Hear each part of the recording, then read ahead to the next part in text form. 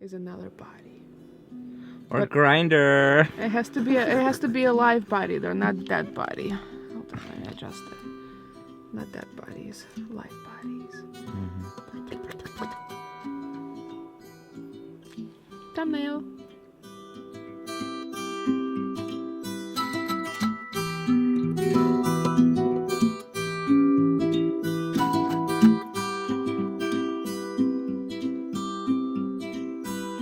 Hey guys, welcome back to my channel. So in today's video we're going to be talking about how to stay warm while living in your van, because living in the van does get cold and it does get hot, and it's very important to stay comfortable so you can stay happy.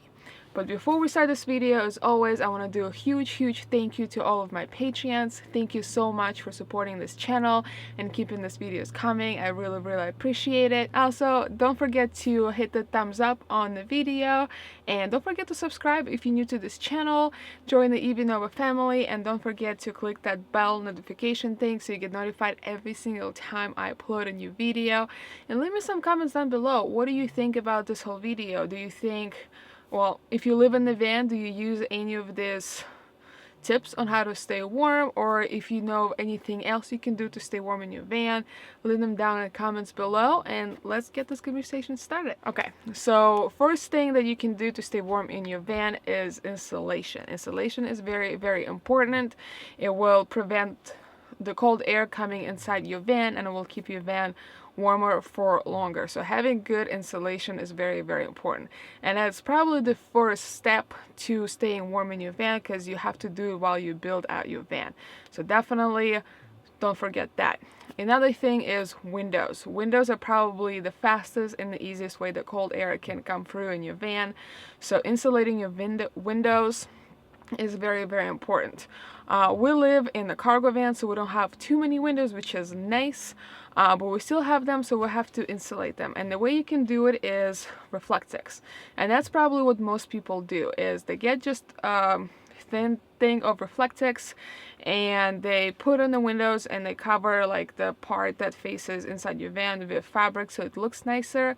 The one thing about Reflectix though, you do have to have a gap between the actual window and the Reflectix. If the Reflectix is touching the window, the cold air will just come straight through it. It will slow it down a little bit, but it's not gonna do much. So you want to make sure you have that gap, like half an inch to an inch of gap between your window and Reflectix.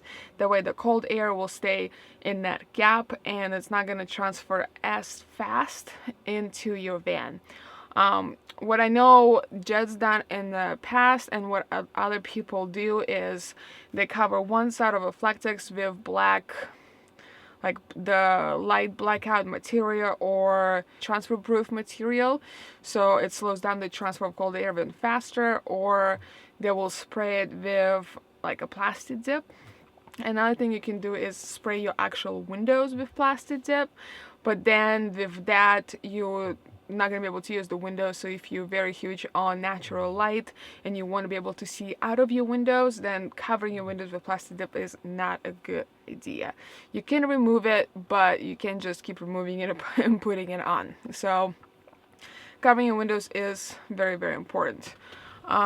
We've done a test where we had Reflectix straight against the windows, and then where we had Reflectix with the gap, and having a gap definitely makes a huge difference. We've also met plenty of people at the RTR who've done the same test, and they all say the same exact thing. So make sure you have that gap. Another thing that you can do is make sure you have a curtain, because between your cab and the back of the van. The cab area has lots of windows in it, and the cold air and the hot air comes through very quickly. So separating your cab from your main living area is very important. We got this like sun blocking curtains, I think at Walmart, and they're very thick. They don't let any sun through, and they also help with the cold and heat transfer. And it works amazing. So like in the mornings when I wake up and it's very cold outside, even though it's still kind of cold in the van, when I go up front to get my things ready and leave the van, it is way colder up front than it is in the back. and in the heat it is way hotter up front when it is in the back. So those things are definitely a must, and they also help with privacy, so that way you can close them and have your lights on in the back of the van, and there's no light shining through to the cab, so people don't know you're in here. Another thing that is, I think, essential is having a nice comforter or a sleeping bag. We have an amazing comforter that I got way before I started Vanlife at like Bed Bath & Beyond, I think, and it's nice and big and fluffy, and it keeps us warm all night long, no matter how cold it is outside or inside the van. So having a nice blanket or comforter, definitely important, and layering the blankets also helps a lot.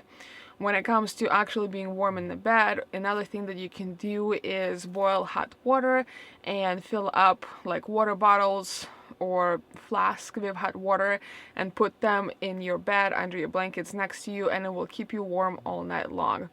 And of course, you can always make sure that you have some clothes on, so wearing a beanie or wool socks or some sort of like thermal clothing also helps, but make sure that the clothing you are wearing is loose fitting and it's not made out of nylon, because you want the clothing to be breathable so your body can breathe, because it is very important. Another thing that you can do is when you park at night before you go to sleep, make sure you park in an open space. Make sure you don't park next to trees or buildings, because in the mornings when the sun comes out, the sun will be hitting your van and warming up your van. And make sure to park the front of the van towards the sunrise, so that way when the sun rising, it will hit up the cab area first.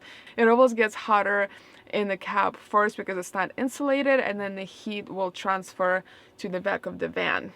So that definitely helps. Another thing that you can do, and I think a lot of nomads do, is just chasing the weather. A lot of nomads will chase the 70 to 80 degree weather. They will migrate south when it's nice and warm. Even though it is warmer in the south in the wintertime, the nights still get cold though. So you still want to make sure that your van is insulated and your windows are insulated, and you're doing all those things that I mentioned prior to this, because it will get cold at night. We are currently in San Diego. Even though the days are beautiful here, it's like anywhere between 60 to 80 degrees during the day, and it's sunny and it's perfect. Nighttime still get cold. It doesn't get below freezing, but it still gets cold. And if you can't do that, let's say you live in Canada and you have a job and you're just doing like a city nomadic lifestyle, then you just have to make sure that your van is insulated, and yeah, you have a lot of different things to keep you warm. If you are living in the colder climates such as north, where it does get below freezing, if you have any water tanks underneath your van and you have water lines in your van or RV, making sure to shut them off, or shut the water off and then leave the faucet open is very important, because the water will freeze and it can potentially damage your water lines.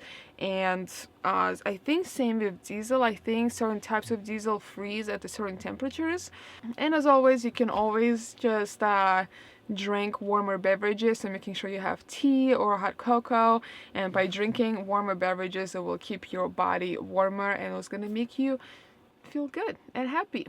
One of the things that me and Jed do the most is just cuddling. Having that body heat transfer is amazing. So that's pretty much the only thing we do. We have a nice comforter, and then we just share cuddles, and it keeps us warm all night long.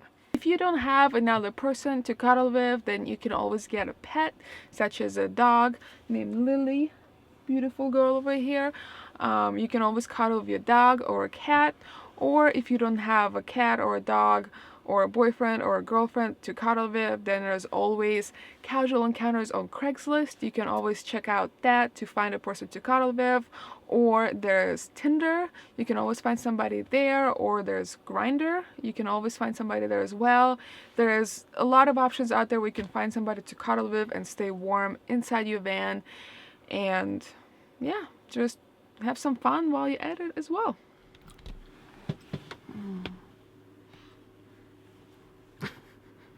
What? My beanie is like out of whack. There you go. That's better looking. You see? Now we're cuddling. Like this, and then we stay warm. Yeah? Are you warm? I'm pretty warm. Are you comfy? Pretty comfy. Yeah. No, cuddle time. You got hair that's tickling in my face. That's a string. Okay, cuddling warm. Mm-hmm. That's how you stay warm. It's cuddle times. Whether it's your boyfriend or a person from Craigslist, you stay warm. The best heat source is another body. Or But grinder. it has to be a live body though, not dead body. Hold on, let me adjust it. Not dead bodies, live bodies. Mm-hmm. Thumbnail.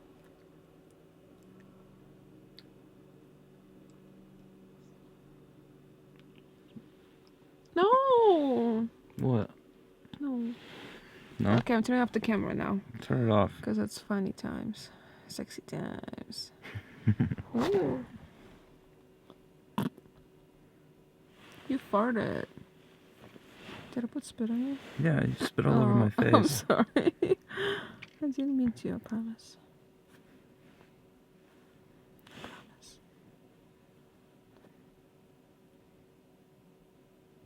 Okay, so now we're gonna move on to the other heat sources that you can use besides all of those things that I've mentioned. So you can use different heater sources such as body heater or Mr. Body Heater, or there's wave heater, or any of those propane heaters. Those things work amazing. They will warm up your van fairly quickly. However, they do run on propane, and propane can be very, very dangerous. One of the negative things about those heaters is they produce a lot of moisture, and a lot of moisture can lead to condensation in the van, which can lead to mold, and mold can lead to sickness, and sickness can lead to death, and nobody wants that. We all want to live. So if you do decide to go with the Mr. Body Heater or wave heater, just know that it will produce moisture. So it's, as long as it's a little bit colder outside, even just a little bit colder outside inside the van, you will have condensation on your windows and on your walls. So just be mindful of that. And if you are in a freezing climate where it's below freezer outside, the condensation will turn into ice. So in the mornings when it gets warmer, it will start melting, and then the water will drip down. Another negative thing about it is it produces a lot of carbon monoxide, which is not good. If you leave your Mr. Body Heater, wave heater on all night long, it can potentially be very dangerous and can potentially kill you. So having constant airflow is very, very important. You want to make sure your windows are cracked or you have roof vents going to get the fresh air in and get the carbon monoxide out. And with that, you do want to have a carbon monoxide detector. Yeah. Even if you don't use those heaters, you still need to have it, because living in the small spaces, obviously there's not as much air, so you definitely want to just have that no matter what you do, so that way if you don't have enough oxygen in your van and you have a lot of carbon monoxide, the detector will wake you up or will let you know, so you can get out and get some air.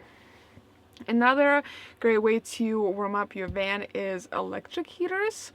I've seen people use those tiny little electric heaters, or you can just use a little portable heater. Is that called portable heater? Yeah, portable heater.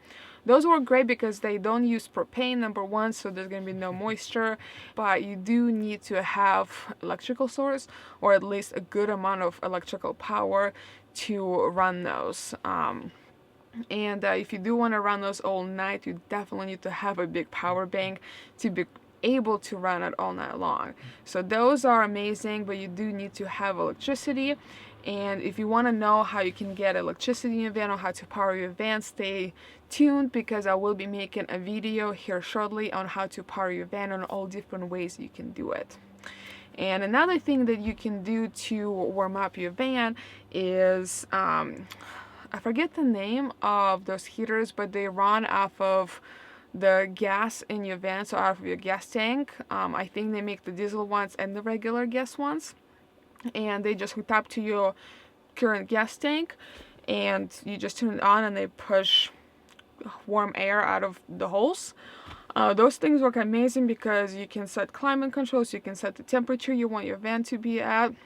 but those are very, very expensive. They use them on boats, I believe, and I've seen them inside one of the vans that we saw at the build party. And it's amazing. It's an amazing solution because it doesn't use propane. You don't need an extra gas tank or an extra gas or diesel source to run them. They do cost a lot, but I don't remember the name of them. So if any of you know what they're called or the brand, just leave them down in the comments below so other people can see it and know about it if they're interested in that heating source. Anyways guys, thank you so much for watching. I really hope you enjoyed this video. I hope it brought some value to you, and I hope you learned some new things on how to stay warm in your van. Let me know in the comments below if you have any other suggestions on how you can stay warm in the van, or if I pretty much covered it all. I love reading all of your comments and all of your opinions and thoughts and ideas, and I learned a lot from you guys. You leave amazing comments and I really, really appreciate it. Definitely don't forget to like this video, give it a thumbs up, and don't forget to subscribe if you're new to this channel. I post new videos almost on a daily basis. Sometimes I skip a day or two, but I try to post as much as I can to keep you guys entertained and to keep providing some information for you if you're interested in this lifestyle. Anyways guys, thank you so much for watching, and I'll see you guys next time.